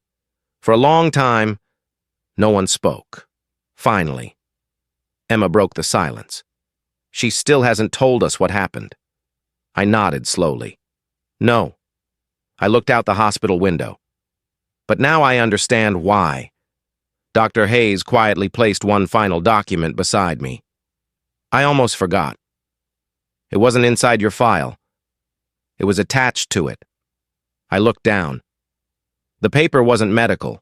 It was a child's drawing, faded, cracked with age. 3 children stood beneath a giant oak tree. 1 little boy, 2 little girls. Not 1. 2. Emma leaned closer. Who's the other girl? I stared at the drawing, then at the names written beneath each figure. The first, Walter. The second, Elizabeth. The third had only one name. Grace. My heartbeat stopped. Grace? No one. Not Mother. Not Samuel. Not Father Thomas. Not Elias. Had ever mentioned Grace. The drive back to the summer house felt different. When we'd first come here, we were searching for answers. Now, we were carrying them. Not all of them. Just enough to understand how much my mother had suffered. Neither Emma nor I spoke for nearly half an hour. The red envelope rested between us. Inside it, Mother's letters, the church records, the hospital report, Elizabeth's music, each piece. Part of a life someone had tried desperately to preserve. When the old white house finally appeared between the trees, it no longer looked abandoned. It looked lonely. There is a difference. Abandoned places are forgotten. Lonely places are still waiting. The afternoon sunlight spilled across the porch. For a brief moment, I imagined two children racing through the tall grass, one laughing, one chasing, one pretending not to lose. The memory faded before I could hold it. But this time, it didn't disappear completely. Emma unlocked the front door. The house greeted us with the same quiet stillness. Nothing had changed. Yet everything felt different. Because now, I wasn't looking for clues. I was looking for goodbye. I walked slowly into the small bedroom, Elizabeth's room. The blue ribbon still rested where we'd left it. The little shoes, the yellow raincoat, the tiny growth marks on the wall. Nothing had moved, as though the room itself refused to let time continue, without thinking. I sat on the floor, exactly where a child might have sat. My fingers brushed gently across the old wooden boards. Then, something happened. Not a flash, not a vision, a memory, complete. Warm sunlight, open windows, the smell of apple pie. Elizabeth sitting cross-legged beside me, her violin resting across her knees. She smiled. "You always lose," I laughed. "Only because you cheat." She stuck out her tongue. "I do not." "You hide the last clue every time." She laughed even harder, then leaned closer. "Promise you won't tell Aunt Margaret." "I promise." The memory continued. Not broken, not blurred. Real. I remembered her laugh, the way she tucked her hair behind one ear, the tiny scratch on her left shoe, the way she always hummed before picking up the violin. She wasn't a mystery anymore. She was my best friend. I opened my eyes. Tears blurred the room. Emma knelt beside me. "You remembered," I nodded. This time, there was no doubt. "I remember her. I remember all of her." Then, another memory followed. One I had never wanted to find. The same afternoon, the same house, the same laughter. Suddenly, someone shouting outside. Margaret running toward the porch. Fear on her face. Not anger, pure terror. She grabbed Elizabeth's shoulders, held her tightly, then looked at me. Her voice shook. "Walter, go inside. Now." I remember refusing. I wanted to know what had happened. Then, another sound. A car. Brakes. Voices. Men shouting. The memory stopped. Not because it ended, because that was the point, where everything inside me shattered. I stood slowly, breathing hard. Emma looked frightened. "What did you see?" I answered honestly. "Not enough." But enough to know Mother wasn't hiding Elizabeth from me. I looked toward the front window. She was hiding both of us. From someone. The room fell silent. Then I noticed something I had somehow missed before. The old wardrobe. Its back panel wasn't solid wood. There was a narrow gap, almost invisible. I pulled gently. The panel slid aside. Behind it, there was no treasure, no secret documents. Only a small wooden memory box, simple, Handmade. On the lid, 3 words had been carefully carved. For Walter and Elizabeth. I stared at those words for a long time. My hands refused to move, because somehow I already knew. Whatever waited inside that box would finally explain why my mother spent 36 years asking for forgiveness. For a long time, I simply stared at the little wooden box. It wasn't expensive. It wasn't beautifully carved. In fact, it looked like something made by hand on a quiet afternoon. Its corners were slightly uneven. The varnish had faded. One hinge had been repaired years ago. Someone had loved this box enough to fix it instead of replacing it. Emma stood beside me without speaking. She understood. Some silences shouldn't be interrupted. I gently brushed away the dust. The words carved into the lid became clearer. For Walter and Elizabeth, not. For Walter, not. For Elizabeth, for both of us. For children who once believed they would grow old together. My hands trembled as I lifted the lid. Inside, there were no legal papers. No hidden confession. Only ordinary things. The kind of ordinary things that become priceless after the people are gone. A red marble. Its surface scratched from years of play. A tiny brass compass that no longer pointed north. 2 pressed wildflowers. A faded friendship bracelet woven from blue and white thread. A small seashell, even though the nearest ocean was hundreds of miles away. Emma smiled through tears. These aren't clues. I slowly shook my head. No. They're childhood.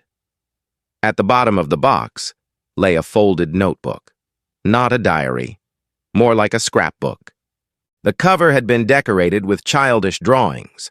A crooked sun, a tree, a little farmhouse, and 2 stick figures holding hands. I opened the first page.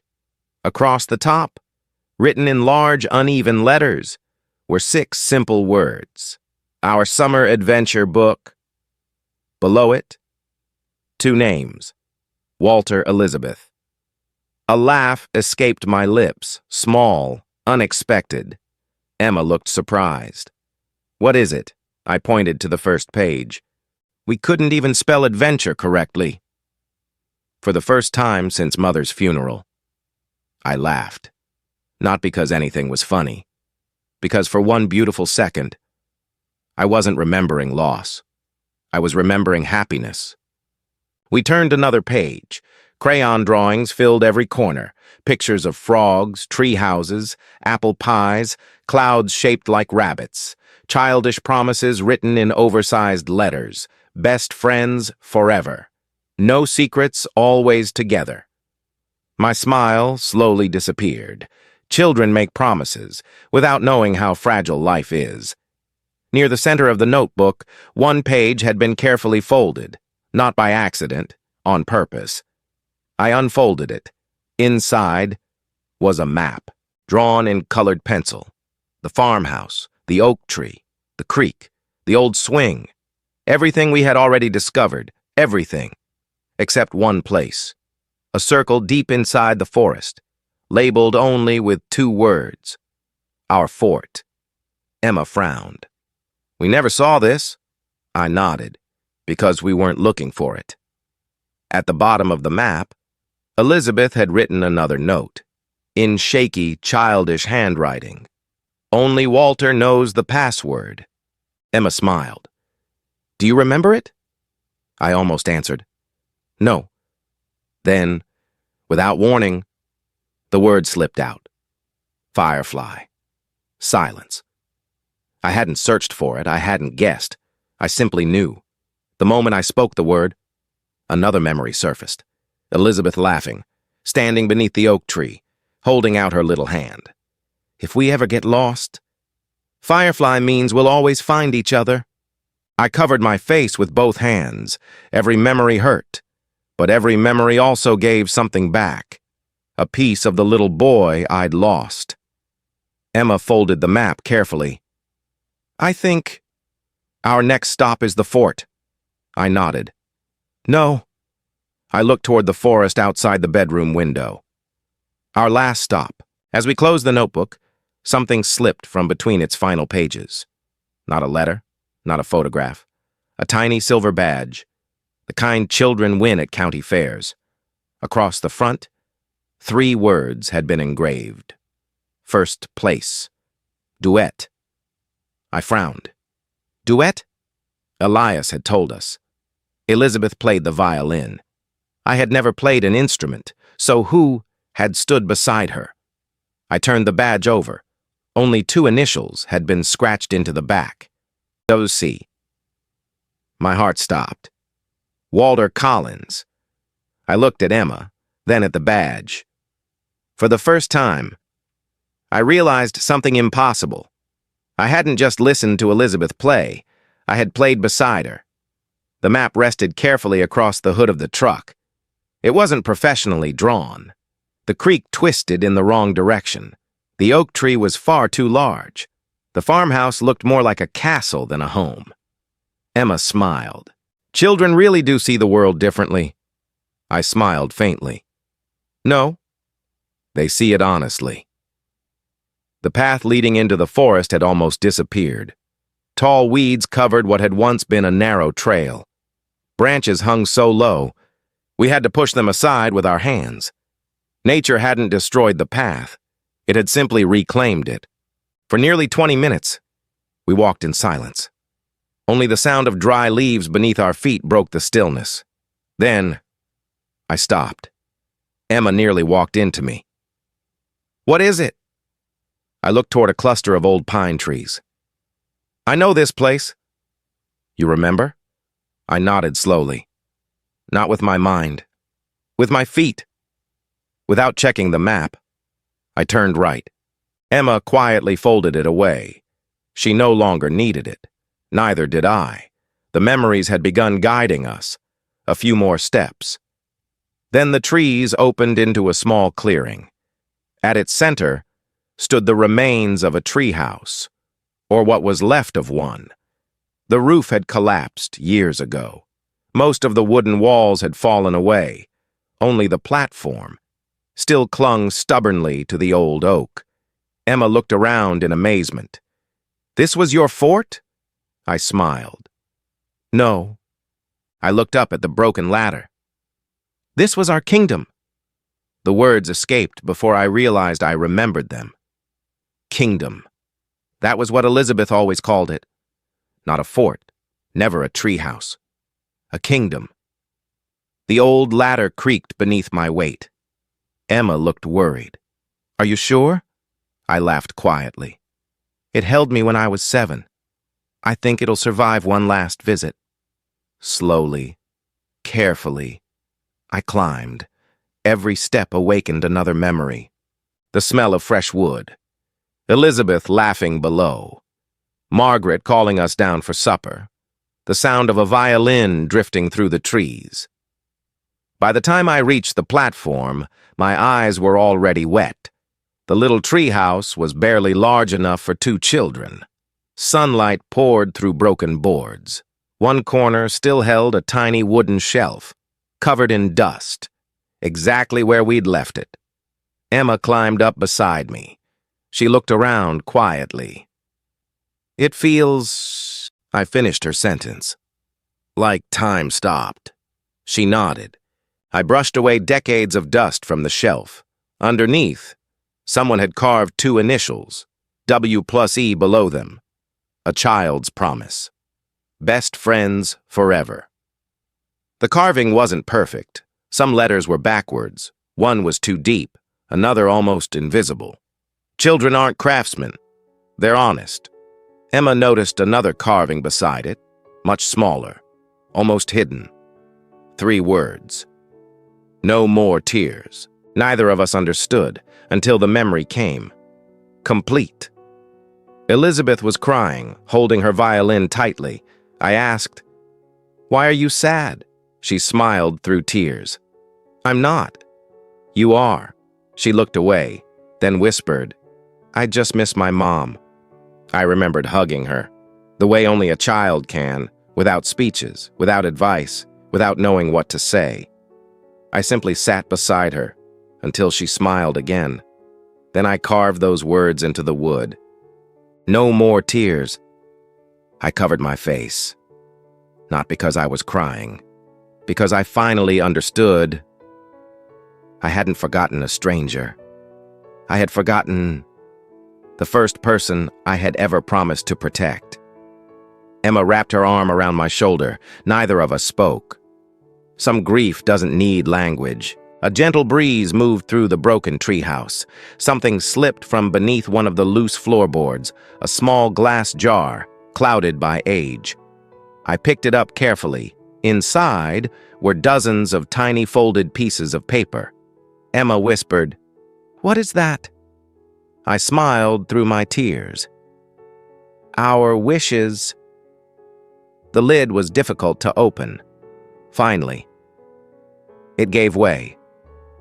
I unfolded the first tiny note. Written in crooked pencil, Elizabeth had written, "I wish Walter never feels lonely." The second note was mine. "I wish Elizabeth smiles every day." The third was different. Not a wish, a promise. Written together. Both of our handwriting. Some letters hers, some mine. If anything bad ever happens, we'll always come back here together. I closed my eyes. My voice barely rose above a whisper. "We came back." Emma squeezed my hand gently. "Yes, we did." Then, as I lifted the empty jar, I noticed something hidden beneath it. A folded newspaper, protected from the rain by the glass. Its edges had yellowed, but one headline remained readable. It was dated July 14th, 1968. The day before, everything changed. For several seconds, I simply stared at the old newspaper. The paper cracked as I unfolded it. 36 years had turned it brittle. Yet one photograph remained clear. The summer house. Our summer house. Surrounded by sheriff's deputies. Emma leaned closer. "This wasn't just an accident." I slowly shook my head. "No." It became an investigation. The headline read, "Local search continues for missing child."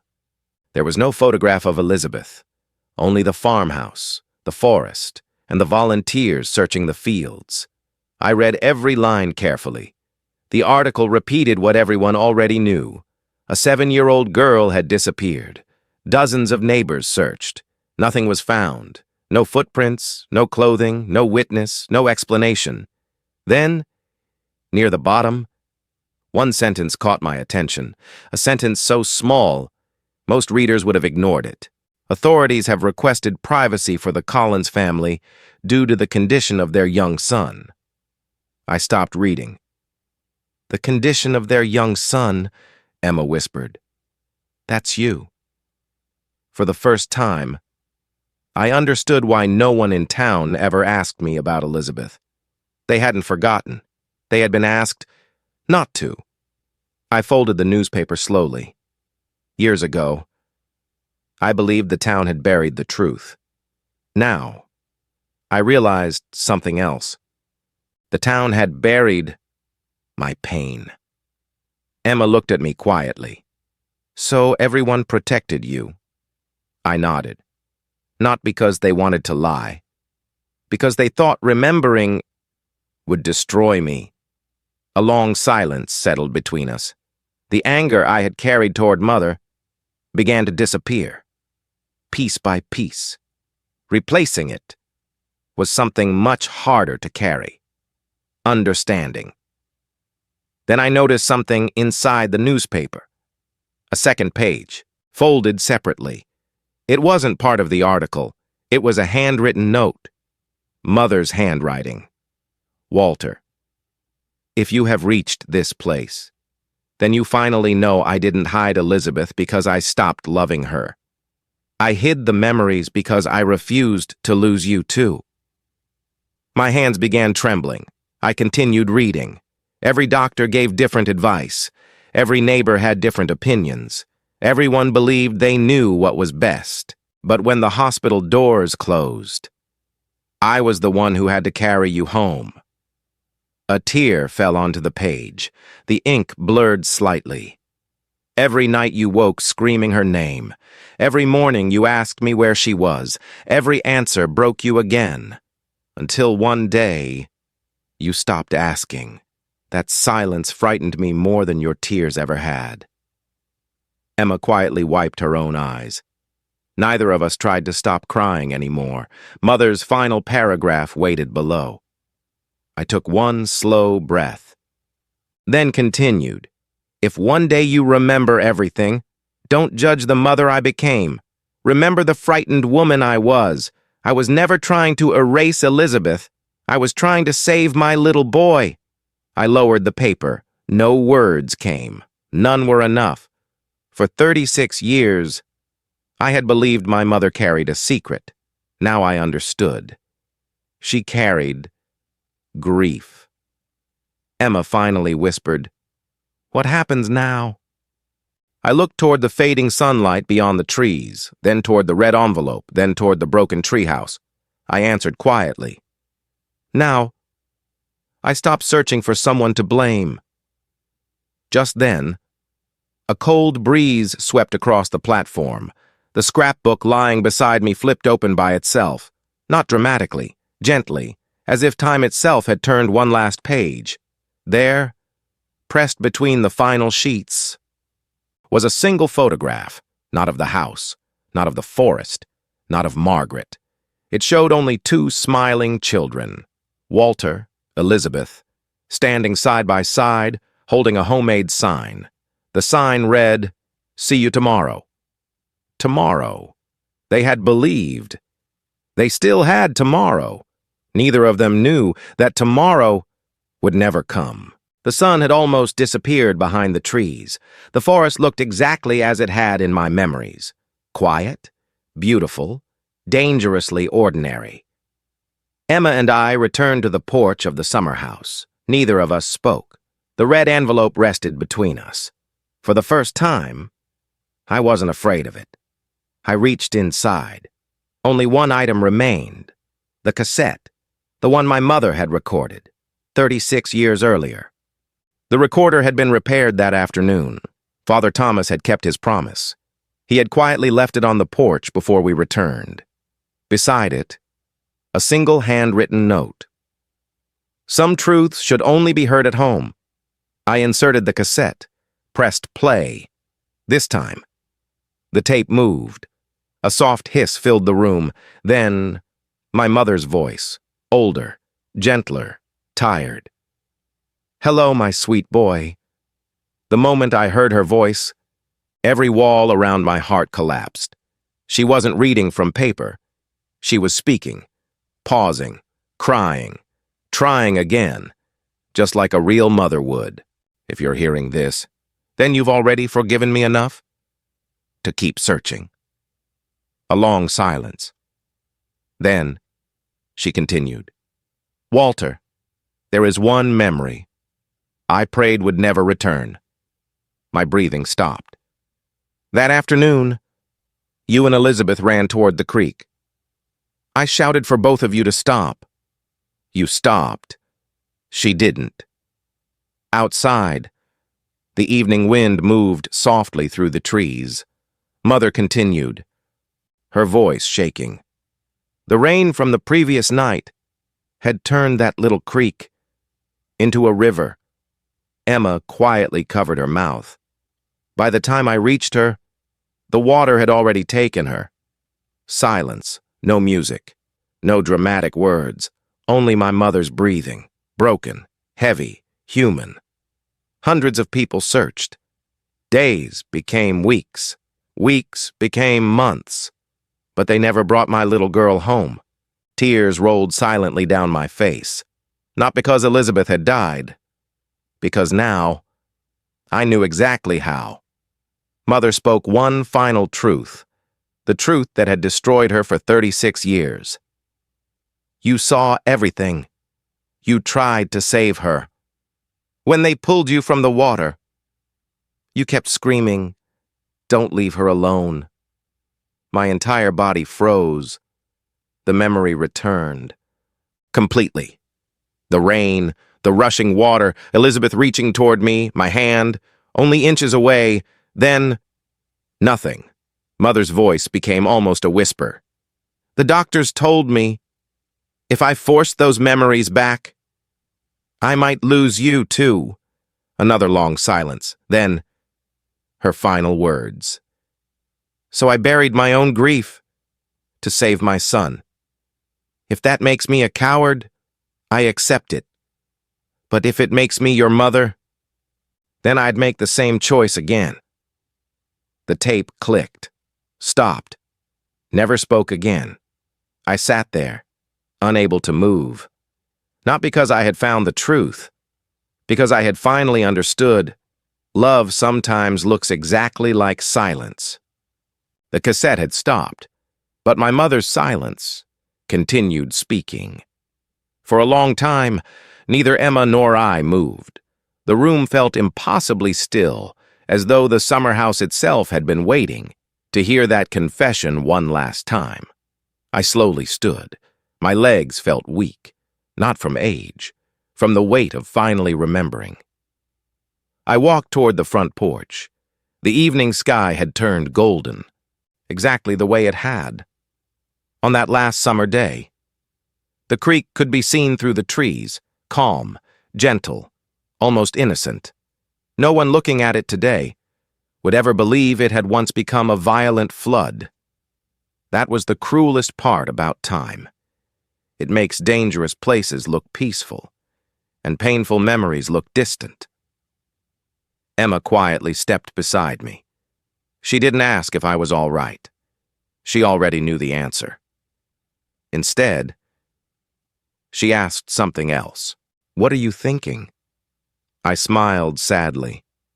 For 36 years, I believed I had lost Elizabeth. I looked toward the creek, but today I realized something. I never stopped carrying her. Emma slipped her hand into mine. You were only 7. I nodded. I know. But children don't understand forgiveness. They only understand guilt. For the first time in decades, I allowed myself to cry.